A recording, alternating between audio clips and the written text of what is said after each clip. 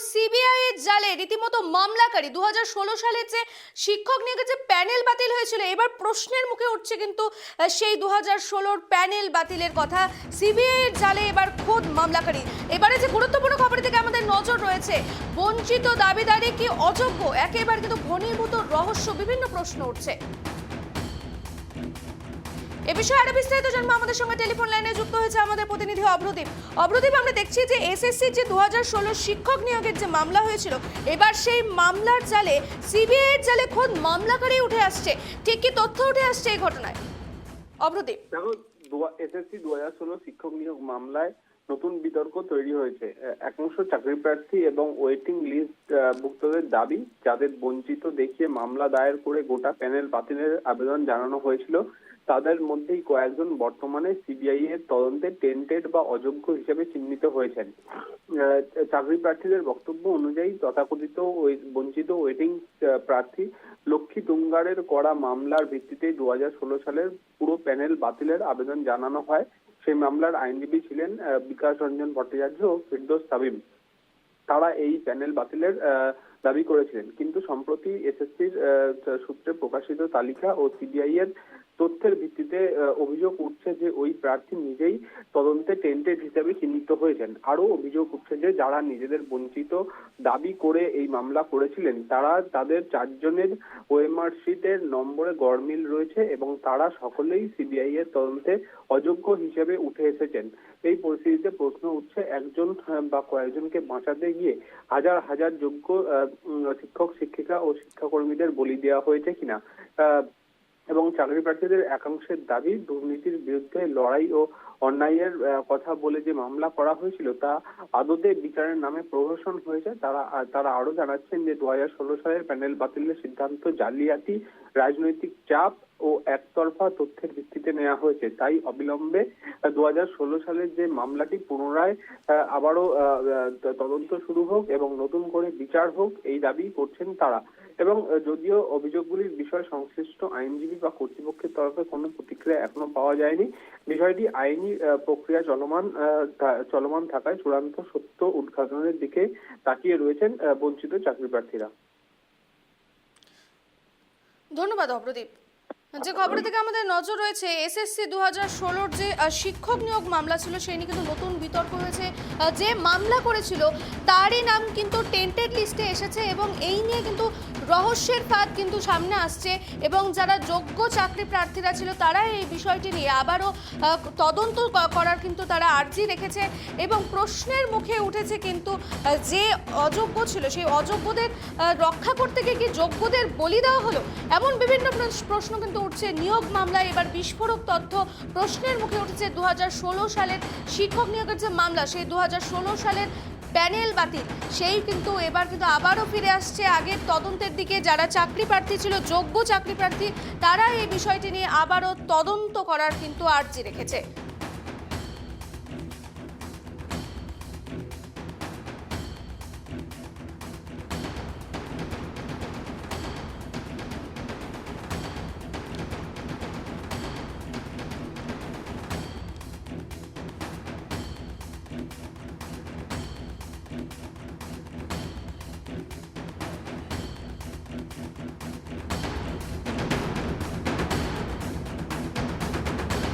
যে খবরের দিকে আমাদের নজর রয়েছে, একেবারে 2016 সালের যে শিক্ষক নিয়োগ যে বাতিল হয়েছিল, যে প্যানেল বাতিল হয়েছিল, এটা কিন্তু আবার প্রশ্নের মুখে।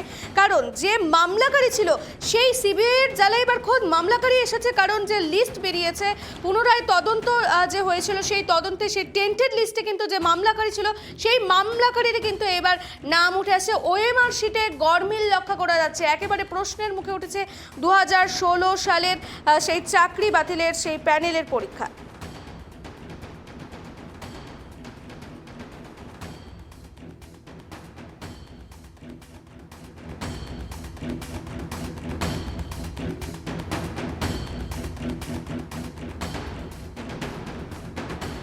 যে খবর থেকে আমাদের নজর রয়েছে সিবিআই জালে খোদ কিন্তু মামলাকারী এবার উঠে আসছে, যে প্রশ্নের দিকে আমাদের নজর রয়েছে। এই মুহূর্তে আমাদের সঙ্গে জুড়েছেন বিজেপি নেতা আলী হোসেন। আলীবাবু, আপনাকে কেটিভি বাংলায় স্বাগত।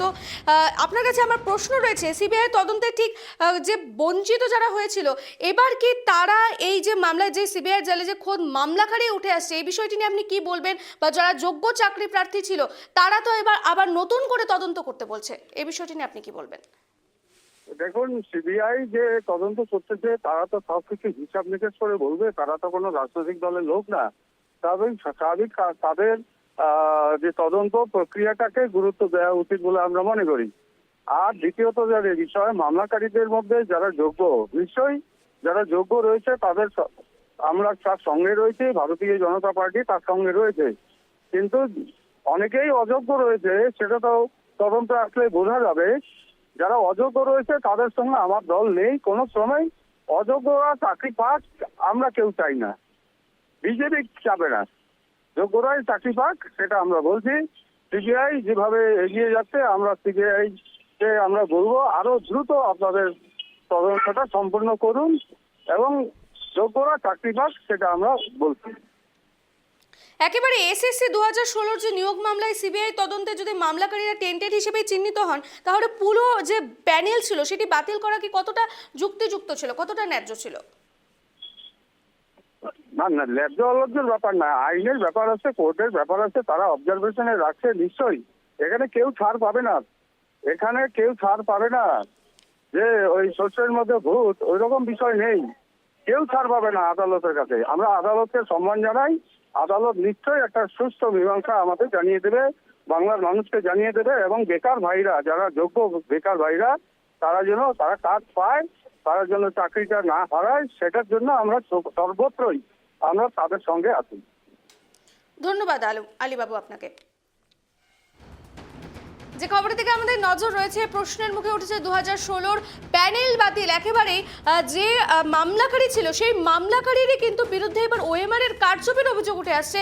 ওএমআর এর মধ্যে গরমিল পাওয়া গিয়েছে, লক্ষ্মীটুঙ্গির যে ওএমআর, এবার কিন্তু সেই লক্ষ্মীটুঙ্গার ওএমআর এর মধ্যেই গরমিল, অর্থাৎ প্রশ্নের মুখে উঠেছে 2016 সালের প্যানেল বাতিল।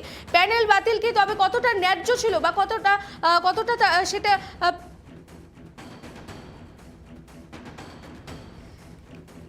এই মুহূর্তে আমাদের সঙ্গে জুড়েছেন তৃণমূল নেতা অর্পণ ব্যানার্জি। অর্পণ বাবু, আপনাকে কেটিভি বাংলায় স্বাগত। আমি আপনার সঙ্গে শ্রেয়সী। এই মুহূর্তে যে বিস্ফোরক তথ্য উঠে আসছে, 2016 সালের যে প্যানেল ছিল শিক্ষক নিয়োগে, সেটি সম্পূর্ণ বাতিল করা হয়েছিল, মামলাকারী এবার সিবিআই এর জালে, কি বলবেন আপনি? এসব তো হবারই ছিল, এই জিনিসটা আমরা প্রথম থেকে বলেছিলাম।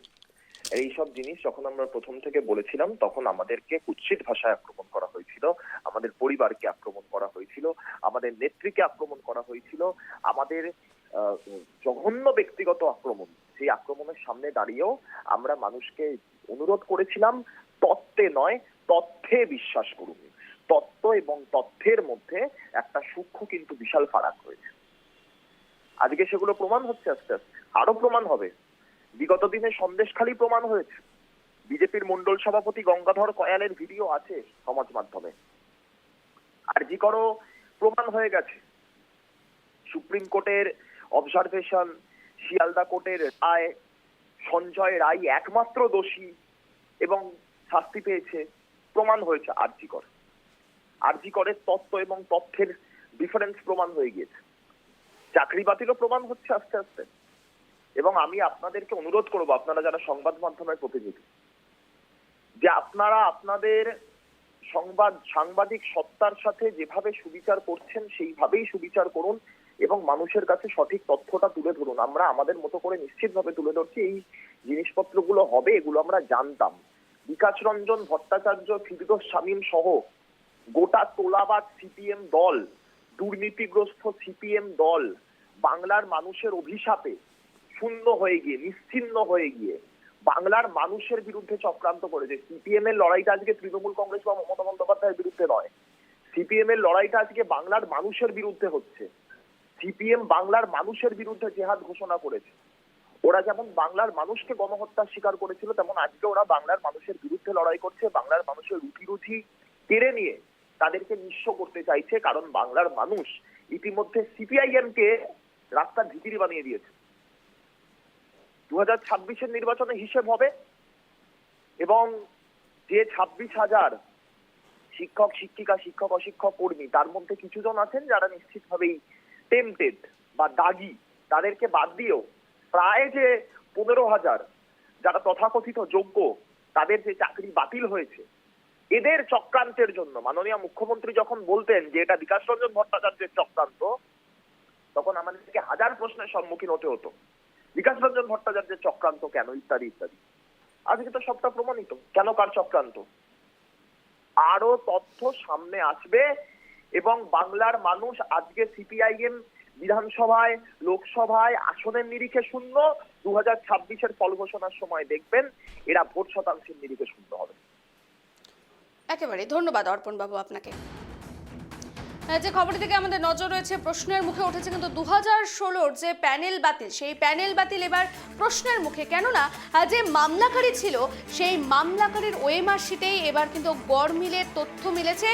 লক্ষ্মী টুন্ডা অর্থাৎ লক্ষ্মী টুন্ডার যে ওএমআর শিট, সেই ওএমআর শিটে কিন্তু এবার কিন্তু যেই গড়মিল, সেই গড়মিল সামনে এসেছে। এবার কিন্তু প্রশ্নের মুখে উঠেছে সেই 2016 সালের প্যানেল বাতিল ঠিক কতটা ন্যায্য ছিল। এই নিয়ে আমরা কথা বললাম বিজেপি এবং তৃণমূল নেতার সঙ্গে। তৃণমূলের থেকে যেমনটা জানানো হলো, এটি হওয়ারই ছিল। এর আগে যখন তারা অভিযোগ করেছিল তখন তাদের মুখ বন্ধ করে দেওয়া হয়েছে, তাদের কোনো কথা মানা হয়নি। এবার কিন্তু তারা বলছে যে এই ঘটনাটি সামনে আসারই ছিল, এটি নতুন কিছু ব্যাপার না। কিন্তু বিজেপির থেকে যেটা বলা হলো যে আইনের কাজ করছে, আইনের দিকে মেনেই সম্পূর্ণভাবে তদন্ত করছে।